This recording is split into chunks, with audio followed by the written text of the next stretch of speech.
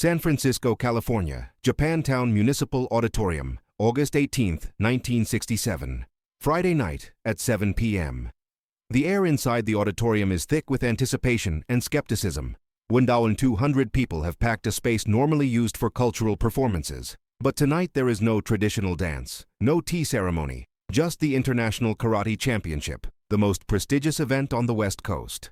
A tournament where strength is everything, where breaking wood is not a spectacle, but the very essence of the competition. For 5 consecutive years, the same man has dominated this tournament. Frank Mitchell, 6 feet 4 inches tall, 240 pounds of pure muscle, a Kyokushin karate practitioner who turned wood breaking into an art of destruction.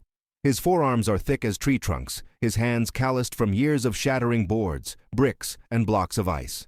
He is not just strong, he is a human demolition machine. In 1966, he broke 8 stacked pine boards with a single strike. The previous record was 5. No one has ever come close. The tournament follows simple and brutal rules. 3 elimination rounds. In the first round, each competitor attempts to break 3 pine boards, each 1 inch thick. In the second round, 5 boards. In the final, 7 boards. Whoever breaks the most wins.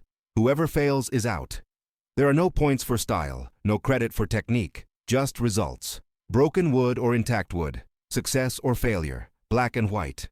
Frank Mitchell is sitting in the front row, surrounded by his students, wearing his immaculate white gi with a worn black belt. He has already broken his 3 boards in the first round. Cleanly, effortlessly, with a downward strike that made the wood explode into splinters. The crowd roared. They always roar for Frank. He is the favorite, the reigning champion, the man who sets the standard. He watches the other competitors with casual interest, evaluating, cataloging, dismissing. None of them are a threat. None of them have the necessary brute strength. Then the name is called, Bruce Lee. A murmur ripples through the crowd. Some know the name, others do not. He is the martial arts instructor who teaches celebrities in Hollywood. The man who has caused controversy by teaching non-Asians, the philosopher who criticizes traditional styles as rigid and impractical. But he has never competed in a board-breaking tournament.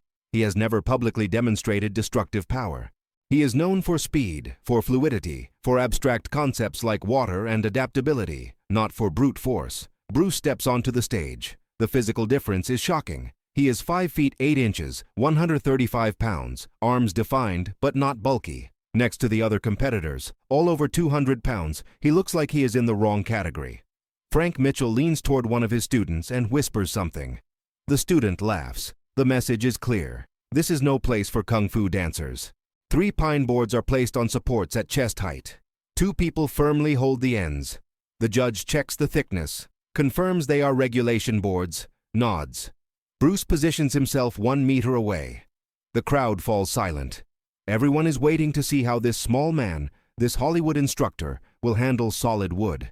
Will he use a downward strike like everyone else? Will he step in and put his body weight behind it? Will he yell to gather energy like the karate practitioners? Bruce does none of that. He simply stands there, staring at the boards. There is no visible preparation, no rituals, no deep breaths. His hands are relaxed at his sides. His eyes are fixed on the center of the middle board. 3 seconds pass. The crowd begins to shift. Is he waiting? Is he afraid? Is he reconsidering? Then he moves. But it is not a strike. It is a punch, straight, perpendicular to the boards, no downward arc, no full body momentum, just a motion that starts from the shoulder and explodes through the fist. The sound is not the expected crack of breaking wood. It is a detonation, an impact that makes people in the front row flinch. The 3 boards do not just break, they explode. Fragments fly in all directions. The people holding the ends release immediately, shaking their hands, looking down in shock. There are splinters on the floor in a 10-foot radius. One of the boards is not just cleanly cracked in the middle, it is shattered into 5 separate pieces. The silence in the arena is absolute. No one expected this. Breaking 3 boards is not impressive in this tournament. It is the minimum requirement. But the way Bruce broke them, the pure violence of the impact, the complete destruction, that is different. That is something no one has seen before. Frank Mitchell is no longer smiling. He leans forward, eyes narrowed, studying Bruce as he steps down from the stage. There is no celebration, no acknowledgement from the crowd. Bruce simply walks back to his area and sits down. as if he has just completed a routine task. The second round begins an hour later. Now it is 5 boards. The difficulty has increased exponentially. It is not just more wood, it is the density, the composite resistance. 5 stacked boards create a barrier that requires not just strength, but perfect technique. A poorly executed strike results in pain, broken bones, public humiliation. Frank Mitchell breaks his 5 boards with a shout that echoes through the auditorium. His downward strike is powerful, controlled, efficient. The wood cracks with a satisfying sound. The crowd applauds. He is the standard. He is what everyone strives to reach. 15 competitors attempted before him. 8 failed.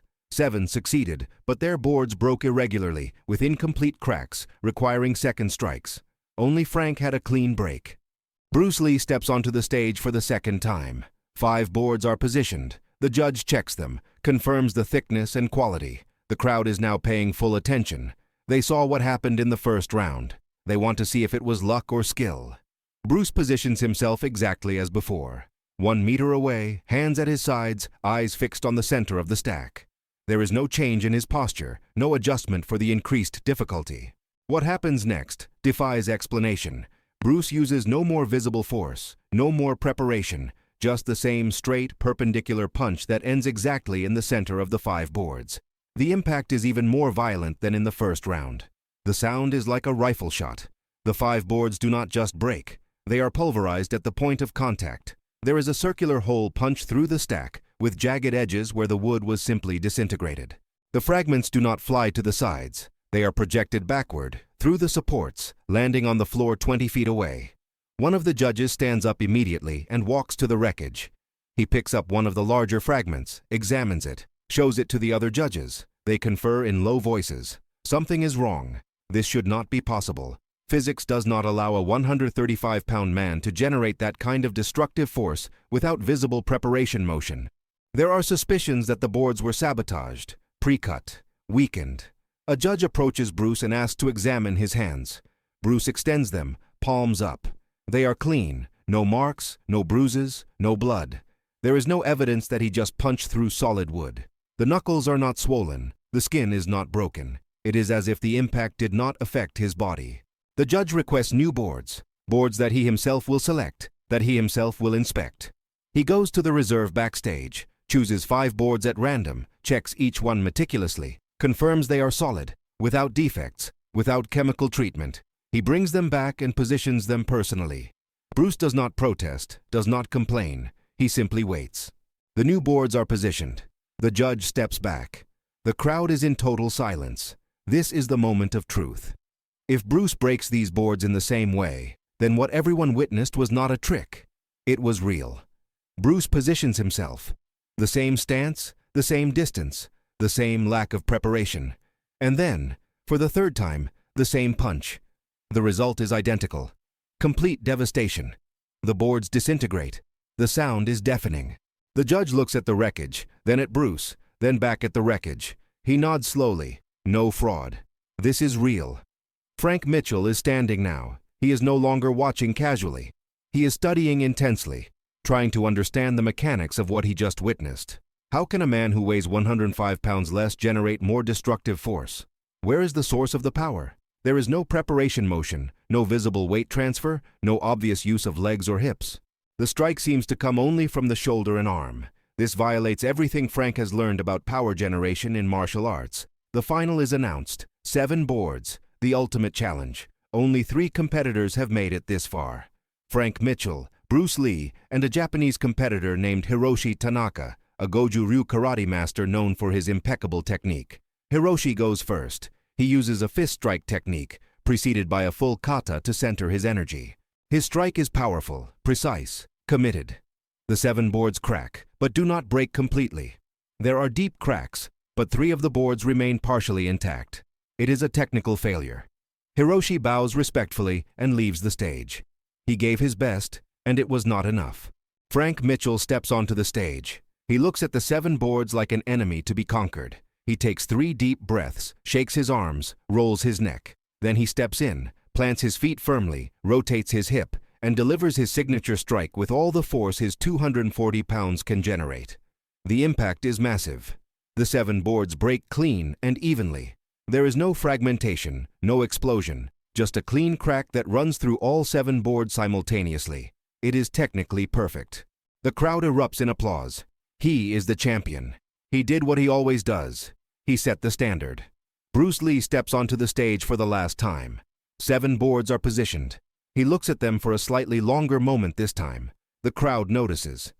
Does even Bruce Lee have limits? Are 7 boards too much? He positions himself, but this time he speaks. Just a few words, spoken calmly to the judge beside him, but loud enough for those nearby to hear. It's not about strength, he says. It's about where you focus the energy. 7 boards are the same as 1 if you don't see 7 boards. You see only the point beyond them. He closes his eyes for 3 seconds. When he opens them, something has changed. There is an intensity in his gaze that was not there before. He is not looking at the boards. He is looking through them, to a point a foot beyond. His fist moves, the same punch. Straight, perpendicular, no preparation. But this time, there is something different in the execution, a refined economy of movement that seems almost lazy. The fist does not accelerate, obviously. There is no visible muscular explosion. It is just continuous, smooth, unstoppable motion.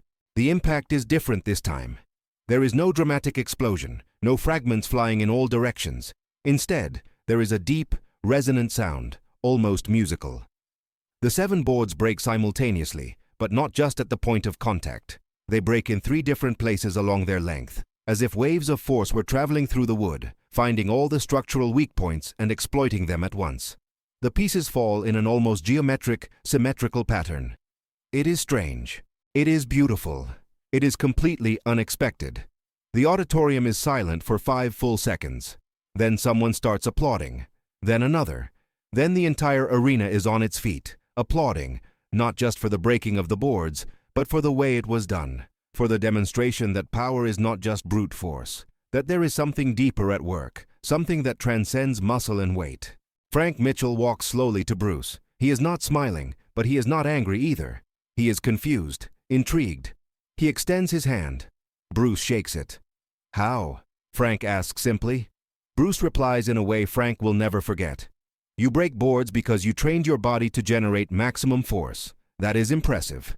But I do not break boards. I break the molecular structure of the wood by understanding where it is weakest and directing concentrated energy to those points. It is not strength. It is physics. It is intention. Frank does not fully understand, but he understands enough to know he has witnessed something that will change his understanding of martial arts. Bruce Lee did not win the tournament just by breaking more boards. He won by demonstrating that there was an entirely different level of skill, a level that did not depend on size, strength, or endurance, a level that depended on understanding, precision, and absolute focus. The news spreads quickly. The next day, local newspapers publish articles. 61-kilo instructor defeats giants in karate tournament. Martial arts magazines send reporters to interview Bruce, but Bruce declines most interviews. He is not interested in fame. He was interested in proving a point, and he proved it. 3 weeks later, Frank Mitchell visits Bruce's school in Oakland. He does not come as a rival. He comes as a student. Teach me, he asks. And Bruce teaches. Not how to break boards more efficiently, but how to understand body, movement, energy, how to see beyond the surface, how to apply physics, not force. Frank will never compete in another board-breaking tournament. He will later say that after witnessing Bruce Lee, he realized he had been asking the wrong question. The question was not, how much force can I generate? The question was, how precisely can I apply force? And that shift in perspective changed not just Frank, but an entire generation of martial artists who heard the story and understood that martial arts were not about destruction. They were about understanding. And understanding, when applied perfectly, was more destructive than brute force could ever be.